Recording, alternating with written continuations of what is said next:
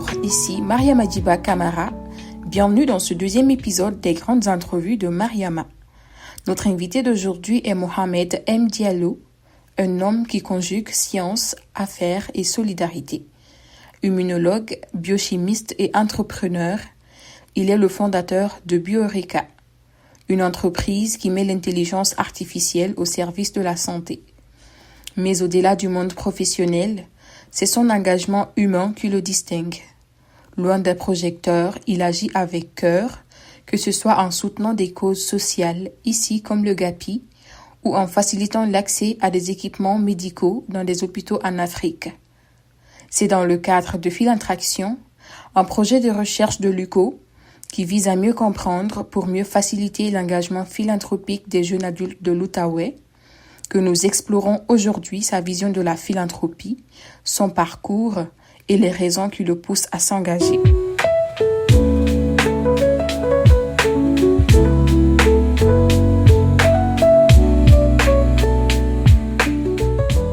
Rebonjour Monsieur Diallo, Bonjour. j'espère que vous allez bien. Oui, ça va, merci vous. Oui, parfait. Est-ce que vous pouvez nous faire une brève présentation de vous? Oui, avec plaisir. Donc, Mohamed Diallo, je suis immunologue, biochimiste et infectiologue de formation. J'ai aussi un MBA en administration des affaires. Donc, je suis un scientifique de profession. Mais à travers les expériences que j'ai gagnées par le temps, ben, j'ai fini par fonder ma propre société dans le domaine médical qui s'appelle Bioreca. Donc, qui consiste vraiment à accélérer l'identification des pathogènes au laboratoire en utilisant l'intelligence artificielle. Et d'où la raison de la rencontre, ben, je suis beaucoup impliqué dans la philanthropie, autant au Québec que dans plusieurs pays en Afrique. Donc, il va me faire plaisir de partager un peu mon histoire et mes implications et tout. Justement parce que pour moi c'était très étonnant quand je suis rentrée sur votre profil. Vous étiez plus comme dans le domaine scientifique ou dans le domaine des affaires. Fait avant que je ne voie votre publication qui m'a interpellée sur le Gapi. Donc, je me demandais quand même comme quelles sont les raisons qui vous pousseraient à s'intéresser à la philanthropie. Mais avant, je voudrais vous demander qu'est-ce que pour vous la philanthropie dans vos mots? Mais pour moi, la philanthropie, c'est vraiment de donner aux autres, donner aux suivants. Donc, et on a souvent associé ça à des gens riches ou ultra fortunés ou, par exemple, c'est des gens qui ont eu du succès dans la vie ou des personnes âgées qui doivent faire la philanthropie, mais c'est complètement faux. Exactement. C'est ne serait-ce que offrir une heure de bénévolat dans un centre qui sont en train de faire un levée de fonds, juste pour faire l'accueil et tout, ou aider à ramasser à la fin, ou des choses comme ça, c'est des actes philanthropiques. Donc pour moi, la philanthropie, c'est vraiment donner un coup de pouce et donner au suivant. Donc c'est vraiment ma vision de comment je vois la philanthropie. Elle est accessible à tout le monde, en fait. Tu n'as pas besoin d'être une femme, un homme, un riche, un vieux, un jeune. Donc, tout le monde peut faire des actes philanthropiques. Ben, justement parce que on a tendance généralement à avoir cette vision biaisée de la philanthropie parce que si on se base sur les statistiques, comme je vous ai dit tantôt, on est en partenariat avec Moisson Outaouais, on voit que les donateurs sont plus des personnes âgées. Donc, raison pour laquelle notre projet va venir pour savoir pourquoi est-ce que les jeunes ne s'engageraient pas ou qu'est-ce qui pourrait pousser les jeunes à s'engager. Donc, est-ce que vous pouvez nous parler de vos engagements sociaux? Oui, ben, si je fais honnêtement beaucoup de choses et il n'y a pas de calcul, c'est pour ça que ce n'est pas sur... je n'en parle pas beaucoup sur Internet et tout, parce que pour moi, c'est bien plus que une histoire de visibilité ou autre, là. C'est que je veux vraiment donner avec le cœur. Je trouve que je suis chanceux dans mon parcours, même si j'ai traversé beaucoup de moments difficiles. Je suis quand même ici. J'étudie, j'ai étudié, j'ai une bonne carrière. J'ai quand même, ça va bien, ma compagnie et tout. Donc, et il y a des gens qui sont plus doués que moi, mais ils n'ont pas eu la même chance, le même parcours que moi.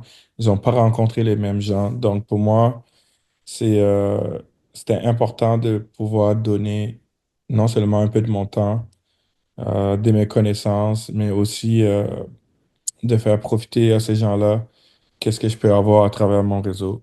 Par exemple, j'ai contribué, parce que j'étais un ancien employé de Santé Canada, me suis servi de mes relations pour pouvoir avoir, comment dire là, un accès aux les équipements médicaux ici, les lits et autres que on va plus utiliser dans les hôpitaux pour pouvoir les envoyer dans les hôpitaux en Afrique et tout. Et ben, pour ici, ça ne veut pas dire grand-chose, mais là-bas, ça change les vies. Ça change vraiment de voir ce regard-là sur les gens et qu'est-ce que tu amènes pour eux et qu'est-ce que ça signifie. On le voit dans leur regard. Et pour moi, c'est un sentiment de satisfaction que je me nourrissais de ça. Ça me faisait énormément de bien. Même chose pour un organisme, une plateforme que j'ai lancée qui s'appelle Entraide Afrique. C'est une plateforme de sociofinancement et l'objectif, c'est aussi de permettre aux ONG en Afrique ou des organisations ici qui veulent aider en Afrique de pouvoir faire une campagne de levée de fonds à travers notre plateforme. Donc, c'est vraiment des choses que je fais. Même chose, je soutiens des fondations comme l'organisme Gapi qui vient en aide aux hommes violents dans des familles et tout, parce que souvent on se focus toujours sur les femmes qui ont subi des violences conjugales et autres, mais on n'attaque pas la cause racinière du problème. Ben, la personne qui commet la violence et tout, c'est quoi son histoire, c'est quoi ses besoins et tout. Donc, il n'y a pas beaucoup d'organismes qui accèdent là-dessus. Et quand j'ai découvert le GAPI, ben, j'ai trouvé que c'était une noble cause qui méritait d'être défendue. Donc, j'ai profité de mon réseau, puis du fait que j'ai été élu jeune personnalité d'affaires de l'année, de pouvoir passer un message, inciter les gens à vouloir comme faire des dons pour aider cet organisme-là et tout. Donc, grosso modo, c'est ça. Ouais, d'accord. Puis, c'est quoi les raisons ou les qualités qui vous pousseraient à vous engager dans une cause? Est-ce que c'est parce que vous aurez vu vos valeurs, vous aurez retrouvé vos valeurs dans la cause ou est-ce que c'est parce que cette cause vous tient à cœur du point social ou comme géographiquement parlant, c'est quoi les causes, c'est quoi les qualités les, ou les valeurs qui vous pousseront à soutenir une cause? Mais c'est souvent quand on défend une cause, c'est majoritairement par rapport à un impact qui nous est arrivé nous-mêmes ou des gens autour de nous. Dans mon cas, moi, c'est ça. Comme pour en Afrique et tout, ben, j'ai déjà eu de la famille qui était malade, qui sont allés à des hôpitaux où on s'assoit même par terre parce qu'il n'y avait même pas une salle d'attente et tout. Donc, c'est des choses que j'ai eu à vivre et que j'ai vu que malheureusement, je trouve désolant et que je vois ici que des équipements sont à portée de main et que inutilisés. Donc, j'ai vu une opportunité de faire quelque chose de bien. Je m'en suis servi pour tout ce qui est en lien avec le gapi et tout, pour la violence. Mais malheureusement, c'est des choses que j'ai entendues dans les nouvelles beaucoup pendant la pandémie, le stress et les problèmes familiaux qui amènent au féminicide et tout, ou que j'ai connu des gens autour de moi qui sont venus au cours et tout. Donc, je trouve ça triste et souvent, on adopte la stratégie punitive, c'est-à-dire la prison ou autre, mais alors que souvent, ça résout rien, en fait. Donc, il faut aider les gens, ces personnes-là et non être dans la punition et tout. Donc, moi, je suis vraiment dans cette philosophie-là. Et c'est un peu, j'ai pas dit de soutenir tous ces types de personnes-là, mais c'est juste que ne serait-ce une personne qu'on peut aider à juste remonter la pente parce qu'il y a des enfants en jeu et autres. Donc, de pas perdre sa dignité d'avoir une seconde chance de refaire sa vie et non aller être une personne prescrite, aller en prison et tout genre. Ouais. Puis, de toutes les causes que vous avez soutenues, notamment le GAPI, laquelle des causes vous a le plus marqué et pourquoi? Euh, ben, le GAPI, comme pour les raisons que j'ai mentionnées tout à l'heure, mais aussi, comme j'ai dit, c'est vraiment, je suis, comment dire là, je fais ça parce que majoritairement, je me trouve chanceux dans la vie d'avoir qu'est-ce que j'ai, puis je voulais vraiment comme donner au prochain, puis j'ai passé beaucoup de temps à regarder quelle cause m'interpelle le plus. Il y a des trucs pour le cancer du sein ou d'autres types de cancers et tout, mais moi, ça m'interpellait vraiment beaucoup plus les causes que j'ai choisies, autant pour les hôpitaux que la GAPI. Parce que pour moi, c'est c'est une vision de comment je peux faire une action qui va aider le plus grand nombre de personnes. Parce que pour les femmes, les hommes violents et tout, ben, ça a un impact sur l'enfant. Les gens autour de la famille, le père, la mère, la femme. Donc, donc pour moi, contribuer à résoudre ce genre de problématiques-là a un impact sur le plus grand nombre de personnes, y compris la société. Même chose pour venir en aide à des hôpitaux et tout en Afrique, c'est la même chose. Donc, la portée, elle est pas juste sur un individu qui a un cancer ou autre, là. Elle est plus grande. Donc je vais vraiment dans cet raisonnement-là et tout pour mes choix, puis ça a guidé les choix que j'ai faits et tout. Parfait. Puis, vous êtes quand même une personne occupée à lire votre profil sur LinkedIn. Donc, qu'est-ce qui vous motive à continuer encore de vous investir dans les activités philanthropiques, sociales, malgré vos responsabilités professionnelles et tout? Ouais, je pense que tout est une question de choix dans la vie. Quand on me dit demain, viens me voir, je te donne 10 000 $ ou 20 000, ou versus hey, demain, on va magasiner ensemble. Je peux choisir d'oublier c'est une, c'est un choix, mais les choses qu'on juge importantes, on réussit toujours à le mettre dans notre agenda. Donc, on peut pas dire on n'a pas le temps pour quelque chose parce que tout le monde a le même temps. Il y a 24 heures dans une journée. Et comme je l'ai mentionné, la philanthropie, c'est pas juste donner le maximum de ton temps et tout. Je peux seulement peut-être parler à une personne par courriel parce que je veux tel équipement ou mettre en relation avec telle personne. Je viens en aide à cette personne-là. Donc, j'ai fait un acte philanthropique. Les gens voient ça comme signer des gros chèques et que c'est pas fait uniquement pour eux, mais c'est pas vraiment ça, en fait. Ça m'est arrivé d'aider une personne qui dit, hey, problème de papier, je dois partir immigration et tout parce que je sais pas à qui parler, qui peut m'aider et tout. C'est un organisme qui m'a déjà demandé, on a quelqu'un au sein de notre organisation qui a des problèmes et tout, qui va malheureusement devoir partir et tout. Mais je connaissais un excellent agent d'immigration et tout, puis je l'ai mis en contact, puis il lui ai expliqué les démarches à suivre. Donc, les actes philanthropiques, des fois, j'ai même pas besoin de bouger devant mon ordinateur. Donc, il y a beaucoup de façons d'aider les autres et tout. Et j'arrive à bien manager mon temps. En fait, il suffit juste de le mettre dans ton agenda. C'est aussi simple que ça. C'est, donc, quand je le mets dans mon agenda, ben, je le fais. Donc, je m'engage à respecter. Et le plus facile, c'est de supporter une cause de façon récurrente. C'est-à-dire que tu sais que tous les jeudis après-midi, tu as ça. Tous les jeudis. Donc, ça devient une routine et tout. Même si tu n'es pas éparpillé dans les actes philanthropiques, mais au moins tu as une cause que tu défends chaque semaine. Il y en a qui font ça, ils vont faire des bénévolats dans les centres et autres. Donc c'est un peu l'optique la manière que je vois les choses. Parfait. Puis, si je vous dis, où est-ce que vous voyez la philanthropie dans les années à venir? Puis, c'est quoi le genre de projet? philanthropiques ou de projets sociaux que vous voudrez voir émerger dans les prochaines années à venir? Mais je vais répondre à cette question-là avec une autre problématique. C'est que, par exemple, le Québec, la population est vieillissante et majoritairement, c'est les personnes âgées qui font des actes philanthropiques, des dons et autres. Et la plupart de ces, on va dire, baby boomers vont céder leurs héritages aux jeunes de la génération X, Y.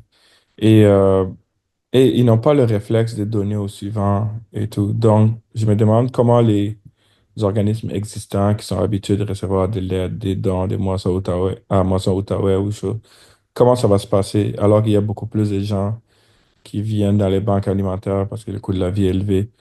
Mais comment ça va se passer si ces personnes-là ne seront plus là pour donner? Donc, je pense vraiment que dans l'avenir, il faut faire, qu'est-ce que vous faites? Non seulement des podcasts, il faut pousser le message et parler beaucoup plus aux jeunes de c'est quoi un acte philanthropique, leur apprendre à faire ça depuis tout jeune, en fait.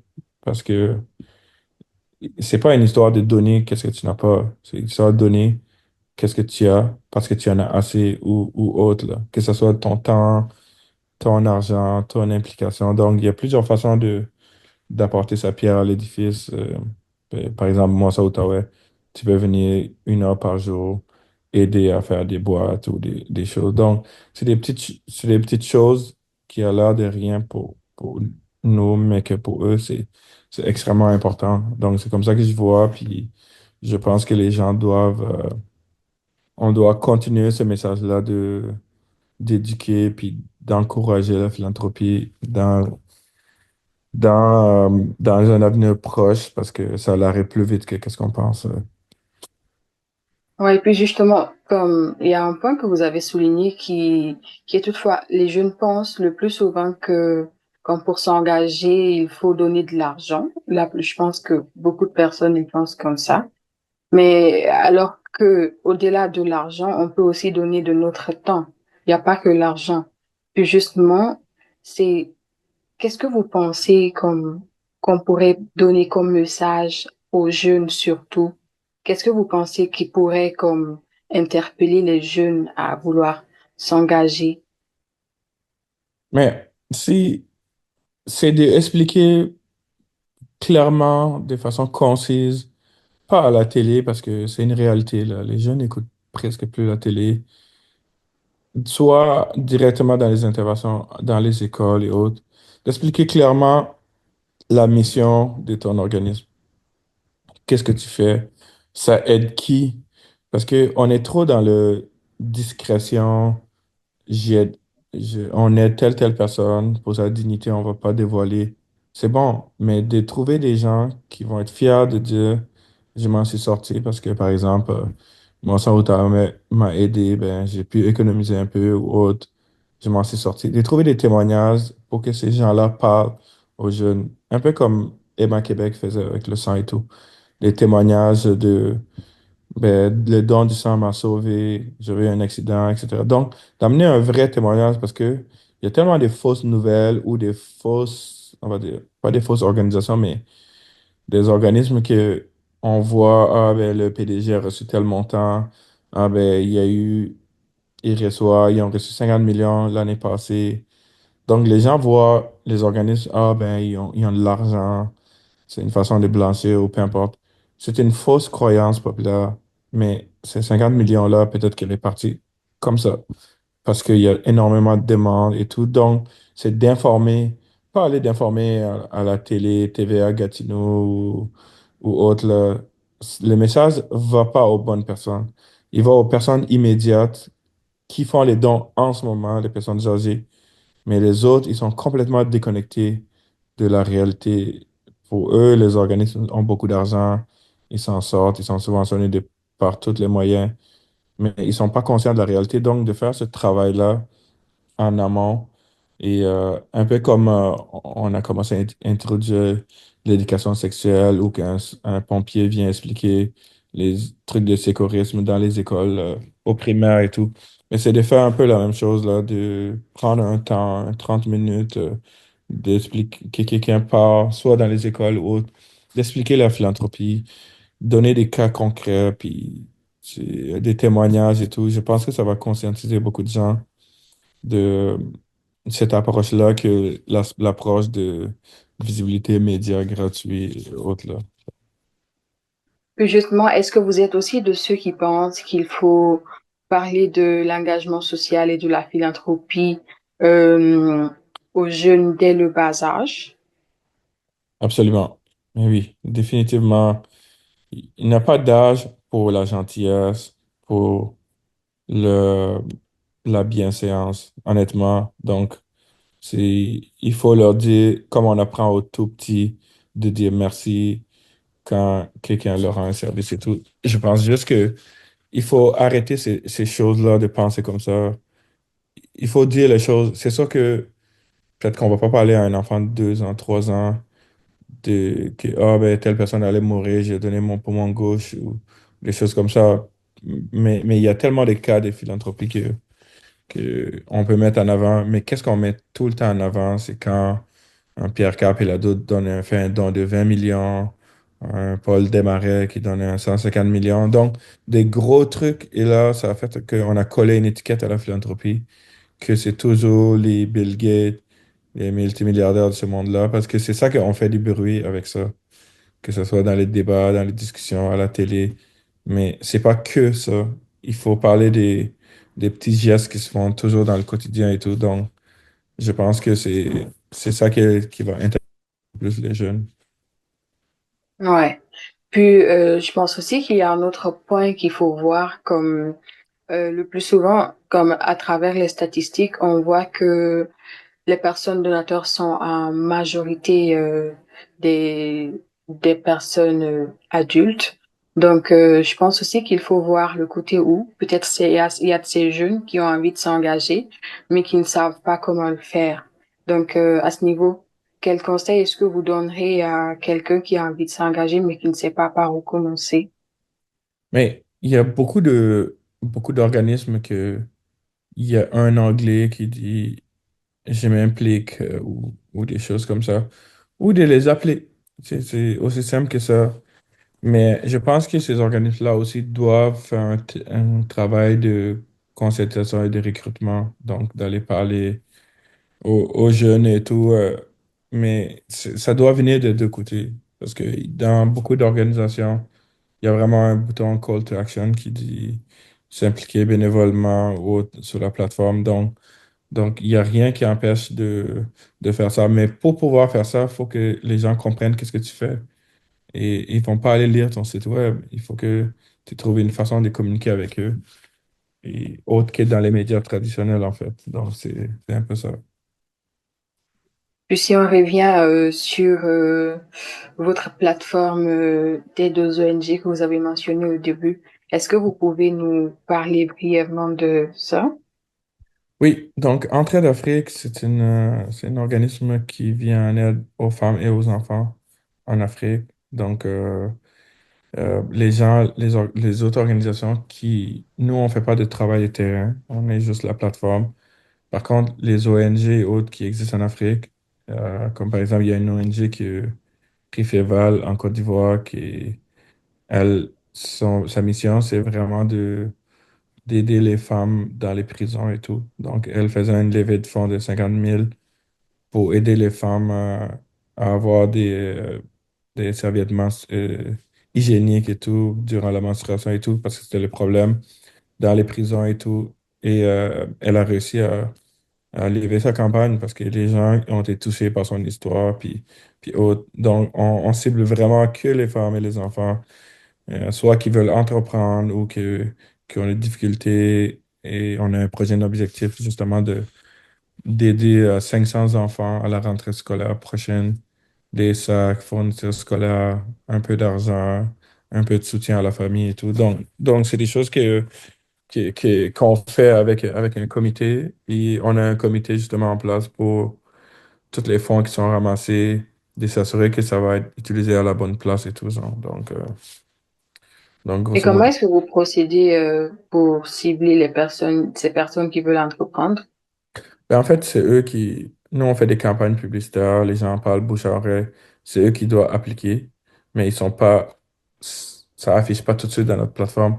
C'est en attente et c'est le comité qui regarde, qui lit c'est quoi l'organisme, faire leur due diligence, vérifier et ensuite ils approuvent. Et dès que c'est approuvé, la campagne part sur les réseaux sociaux et tout. Parfait. Puis une avant-dernière question peut-être. C'est quoi l'empathie pour vous? Mais c'est une bonne question. L'empathie pour moi, c'est pas vraiment une histoire de gentillesse. C'est gentillesse, c'est que tu n'as pas envie de faire un truc, tu le fais pour l'image et autres. C'est comme laisser la place à une dame dans l'autobus parce que il y a beaucoup de regards sur toi ou parce que tu dis que c'est bien vu par la société, donc tu vas être gentil. Non, l'empathie pour moi, c'est vraiment parce que tu vois que c'est une personne, elle a la difficulté à rester debout et tout. Donc, je- peut-être que je peux donner un autre cas plus concret. L'empathie, c'est vraiment de faire quelque chose avec le cœur. C'est pas, c'est au-delà de la gentillesse. C'est de dire, j'ai assez, que ce soit du temps, l'argent et autres. Ben, j'ai envie de donner aux autres. Je demande pas des posts Instagram ou autres en échange et tout. Donc, c'est vraiment de faire ça empathique et tout. Donc, Est-ce que vous vous considérez comme une personne empathique? 100%. Un exemple peut-être? Ben, tout ce que je fais, j'ai beaucoup de choses que je fais. J'aide les gens, même si je suis pas catholique. Durant les Noël et tout, je vais aider les sans-abri et autres à comme servir des repas et autres. Donc, c'est vraiment moi, là. Je suis toujours en train de faire ça. Parfait, Monsieur Diallo. Puis je pense que c'est tout pour notre entrevue. Mais avant, est-ce que vous avez autre chose à ajouter dont on n'a pas discuté ici? Non, c'était vraiment génial. Puis je suis vraiment content de voir qu'il y a des balados et des choses qui s'intéressent à la philanthropie. Puis ça va me faire plaisir de contribuer d'autres façons dans l'avenir. Parfait, Monsieur Diallo. Merci beaucoup aussi de votre temps. Ça fait plaisir. Bonne journée. Merci, bonne journée à vous. Au revoir.